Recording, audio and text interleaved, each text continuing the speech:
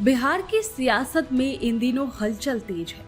साल के आखिर में होने वाले विधानसभा चुनाव की तैयारियां अब जोर पकड़ रही है। कांग्रेस नेता राहुल गांधी इन दिनों वोटर अधिकार यात्रा पर है और इसी कड़ी में वे गया जी पहुंचे।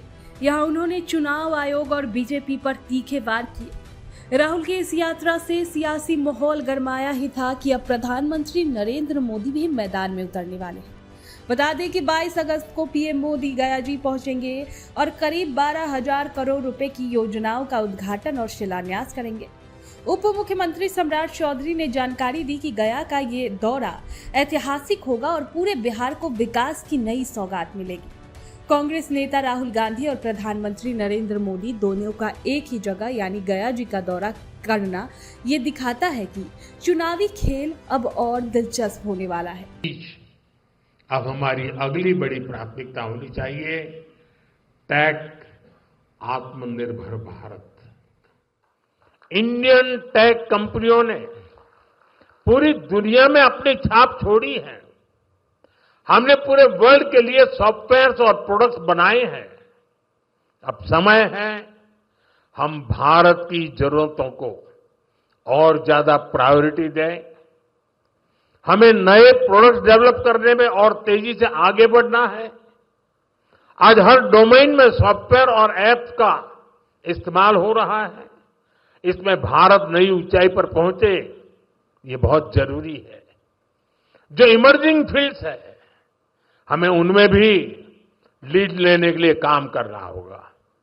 हमें मेक इन इंडिया में मैन्युफैक्चरिंग सेक्टर में भी बेंगलुरु और कर्नाटका की प्रेजेंस को और मजबूत करना है।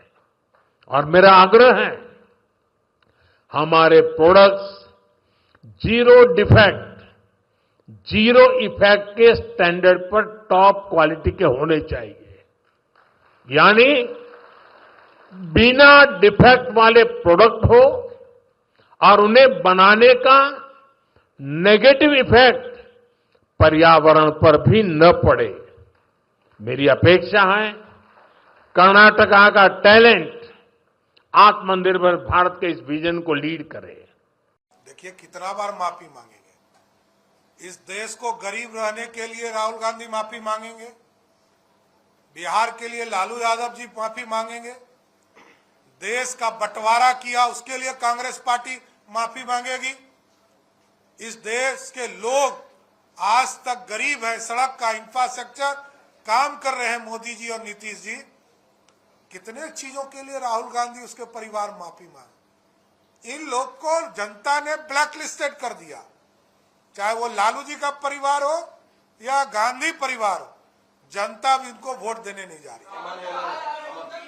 राहुल गांधी ने जहां वोटरों से सीधा जुड़ाव बनाने की कोशिश की, वहीं अब पीएम मोदी भी गया जी पहुंचकर बड़ी सौगात देने वाले हैं। अब सवाल यही है कि राहुल के हमलों और मोदी की सौगातों के बीच जनता किसके पक्ष में खड़ी होगी? आखिर किसके पाले में जाएगी बिहार की बाजी?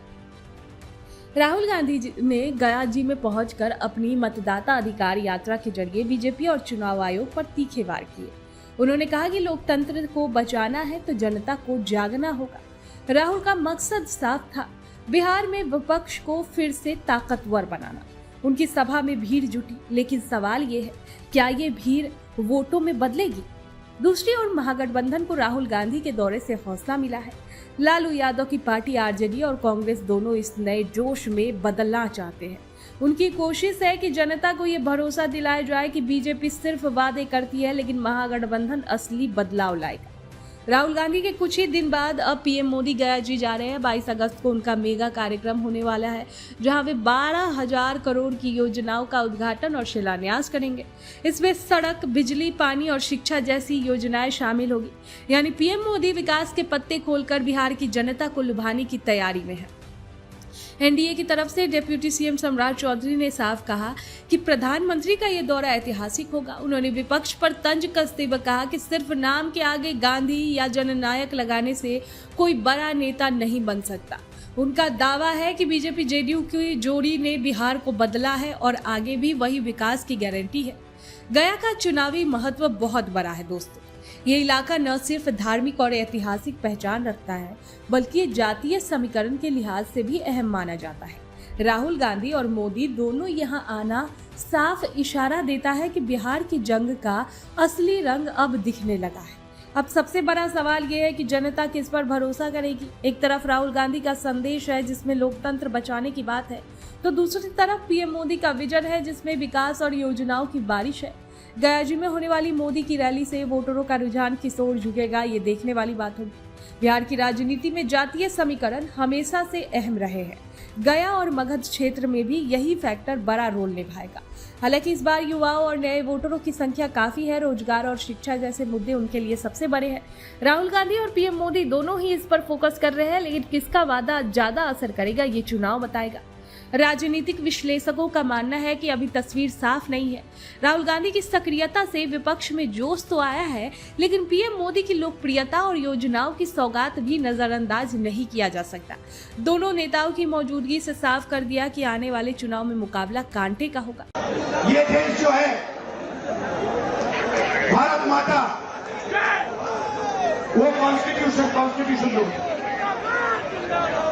ये जो है ये संविधान जो है ये भारत माता का संविधान है, ये भारत माता का संविधान है। इसको अंबेडकर जी ने, गांधी जी ने, नेहरू जी ने, पटेल जी ने लिखकर बनवाया है, मगर इसमें 3000 साल पुरानी आवाज है, हिंदुस्तान की आत्मा की आवाज है। और जब ये लोग वोट चोरी करते हैं तो ये इस आत्मा पर आक्रमण करते हैं, ये संविधान पर आक्रमण करते हैं। ये भारत माता पर आक्रमण कर रहे हैं। और हम भारत माता पे न नरेंद्र मोदी को न इलेक्शन कमीशन को आक्रमण करने देंगे। इस संविधान को कोई नहीं मिटा सकता, इस संविधान को कोई नहीं छू सकता। और इलेक्शन कमिश्नर आप अच्छी तरह समझ लो, अगर आपने अपना काम नहीं किया तो आप पर सख्त कार्रवाई होने जा रही है। दिल से आप सबका धन्यवाद। सभी प्रदेश अध्यक्ष एवं एनडीए के सभी बिहार सरकार के माननीय मंत्री के साथ देश के यशस्वी प्रधानमंत्री और दुनिया के सर्वाधिक लोकप्रिय नेता आदरणीय श्री नरेंद्र मोदी जी का कार्यक्रम जो 22 अगस्त को गया जी के धरती पर होने जा रहा है और साथ में बिहार के लोकप्रिय मुख्यमंत्री श्री नीतीश कुमार जी का आगमन होगा। इस कार्यक्रम के तैयारी को लेकर के एनडीए घटक दल ने आज एक पार्टी के प्रमुख कार्यकर्ताओं एवं नेताओं के साथ बैठक किया और पूरे गया जी के सभी लोगों ने इस बात से आश्वस्त किया एक ऐतिहासिक सभा प्रधानमंत्री श्री नरेंद्र मोदी जी का गया जी के धरती पर होगा। प्रधानमंत्री जी 55वीं बार 11 साल के कार्यकाल में बिहार आ रहे हैं। 50 + 5 55वीं बार आ रहे हैं बिहार, और इधर एक साल में 7वीं बार प्रधानमंत्री जी का कार्यक्रम हो रहा है। गया जी की धरती से बिहार के लिए सौगात भी लेकर आएंगे और बिहार को विकसित बिहार बनाने के लिए, और जिस तरह से मुख्यमंत्री नीतीश कुमार जी के नेतृत्व में आपने देखा कि गरीबों को, मध्यम वर्गीय को और सभी जो डोमेस्टिक बिजली के उपभोक्ता हैं 125 यूनिट बिजली फ्री कर दिया गया।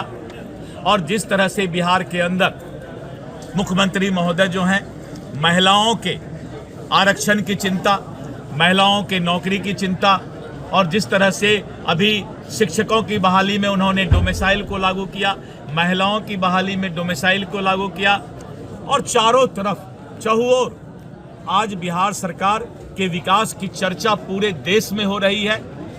रफ्तार पकड़ चुका है बिहार, और फिर से एक बार एनडीए सरकार प्रधानमंत्री जी का कार्यक्रम सफल कार्यक्रम हो, इसके लिए एक एक कार्यकर्ता ने ठाना है और 22 अगस्त को इतिहास बनाना है। इस बात के लिए आज यहाँ ऐसा लग रहा है कि अब ज्ञानेश गुप्ता जी जो हैं अनिल मसीह से भी आगे जाना चाहते हैं। जिस हिसाब से बेईमानी चंडीगढ़ के मेयर चुनाव में हुआ था, जिस हिसाब से अनिल मसीह ने खुलेआम बेईमानी की थी, आज का चुनाव आयोग जो है, नया चुनाव आयोग जिसको कह सकते हैं, जो भाजपा के इशारे पे काम कर रहा है, कल प्रेस कॉन्फ्रेंस देखने के बाद ऐसे ही प्रतीत होता है कि इलेक्शन कमिश्नर जो हैं ज्ञानेश गुप्ता जी अनिल मसीह से भी आगे जो है जाना चाहते हैं। कितने बचकाने उदाहरण उन्होंने कल पेश किए, मुझे तो हंसी आ रही थी। कोई छोटे छोटे जो बच्चे होते हैं जो प्ले स्कूल भी जाते हैं, उससे अच्छा एक्सक्यूज़ तो वो भी दे देते, इनसे ज़्यादा बेहतर एक्सक्यूज़ दे सकते थे।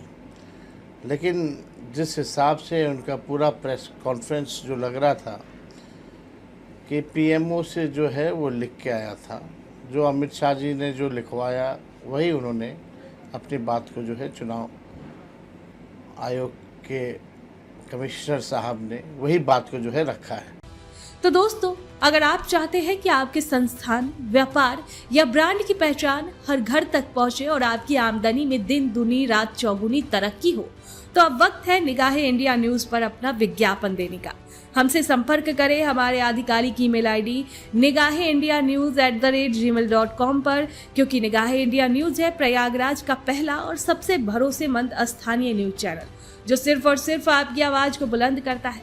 अगर आपको ये वीडियो पसंद आया तो लाइक करें, शेयर करें और चैनल को सब्सक्राइब करना ना भूलें।